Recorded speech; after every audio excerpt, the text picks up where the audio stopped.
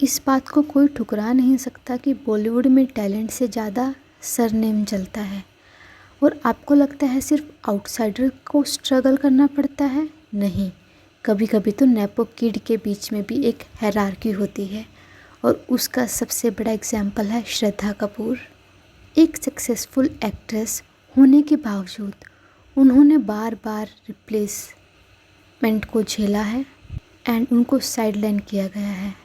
और अब बात आ रही है कि उन्हें जानवी कपूर ने रिप्लेस कर दिया है चालबाज की न्यू रीमेक में। क्या ये फेयर है? चलिए आज इस बारे में ही जानते हैं। तो 2021 में एक फिल्म अनाउंस हुई थी, चालबाज इन लंदन। जो इस मूवी के डायरेक्टर थे पंकज, वो श्रद्धा कपूर को इस मूवी में कास्ट कर रहे थे एंड श्रद्धा कपूर इस मूवी में डबल रोल कर रही थी। एंड जो डायरेक्टर हैं उन्होंने ये बोला था कि ये मूवी जो ओरिजिनल मूवी थी चालबाज, जिसमें श्रीदेवी जी ने काम किया था, उससे अलग होगी, बट हल्का फुल्का थोड़ा सा टच होगा उस मूवी का। अनाउंसमेंट हो गई थी एंड श्रद्धा कपूर भी काफ़ी एक्साइटेड थी इस प्रोजेक्ट के लिए। इंटरव्यूज़ में भी वो काफ़ी बात करती थी। लेकिन अभी न्यूज़ आ रही हैं कि श्रद्धा कपूर को जानवी कपूर ने रिप्लेस कर दिया है इस मूवी में।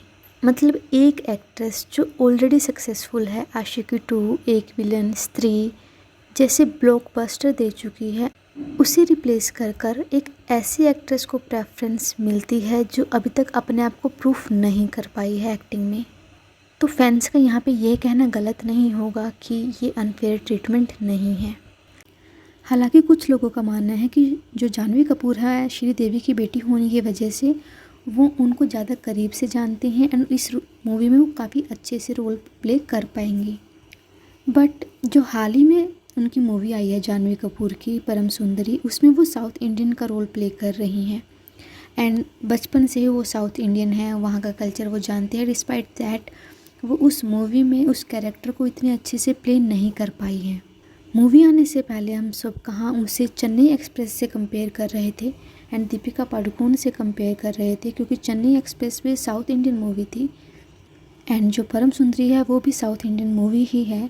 तो ऐसा लग रहा था कि कहीं ना कहीं थोड़ा सा स्टोरी लाइन सेम होगा एंड जानवी कपूर का जो प्रोमो निकला था वो भी अच्छा लग रहा था। बट जब मूवी आई तो लोगों को कोई सरप्राइज़ नहीं हुआ, क्योंकि जानवी कपूर जैसे वो पहले से एक्टिंग करके आ रही हैं वैसे ही इस मूवी में उन्होंने बड़ी ही फ्लैट एक्टिंग की है। एंड दीपिका पादुकोण से कंपेयर करना तो दूर, जो उनकी खुद की इमेज है वो भी उसको बचा नहीं पाई हैं। तो जो इस चीज़ से कंपेयर कर रहे हैं कि वो श्रीदेवी के साथ रही हैं, उनके बारे में जानते हैं, तो वो उस चीज़ को ज़्यादा बेटर तरीके से एक्सप्रेस कर पाएंगे स्क्रीन पर, तो यहाँ पे थोड़ा सा क्वेश्चन मार्क आ जाता है। एंड अगर हम कंपेयर करें तो जैसे महेंद्र सिंह धोनी की मूवी की थी सुशांत सिंह राजपूत ने, वो उनके साथ रहे नहीं थे, बट जिस तरीके से उन्होंने पोर्ट्रे किया था उनको ऑन स्क्रीन, वो अलग ही लेवल का किया था। तो ये कहना कि आप उनके साथ रहे तो आप बेटर तरीके से पोर्ट्रे कर सकते हो, ये बिल्कुल भी सही नहीं होगा। मोर और लेस 1-2% का फ़र्क होगा। एंड दूसरी बात, जो मूवी के डायरेक्टर हैं उन्होंने ये बोला था कि जो नई चालबाज मूवी आएगी, चालबाज इन लंदन, वो रीमेक नहीं होगी, वो ओरिजिनल से थोड़ा सा डिफरेंट होगा, बस हल्का हल्का टच होगा। एंड ये जो मूवी है वो श्रीदेवी की लाइफ के लिए भी नहीं बनी है, उनकी लाइफ स्टोरी भी नहीं है।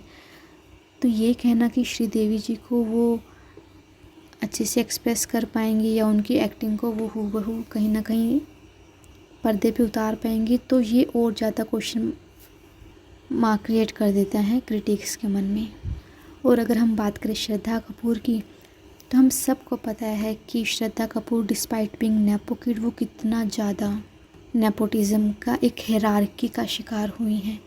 एक इशू होता है insider versus outsider, but insider में भी सब उस सर्कल में नहीं आते हैं, उनमें भी एक हायरार्की है जहाँ पे टॉप में कुछ लिमिटेड इंसान ही हैं जिनका सर्कल है एंड बाकी सबको आउटसाइडर की तरह ही कहीं ना कहीं ट्रीट किया जाता है।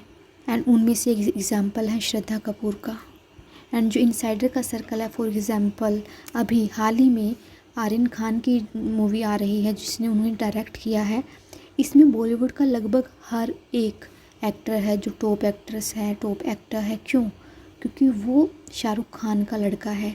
एंड करण जौहर जो इस चीज़ को सबसे ज़्यादा प्रमोट करते हैं वही कहीं ना कहीं रीज़न है कि हम टैलेंट को आजकल इतना आगे बढ़ते हुए नहीं देख रहे हैं।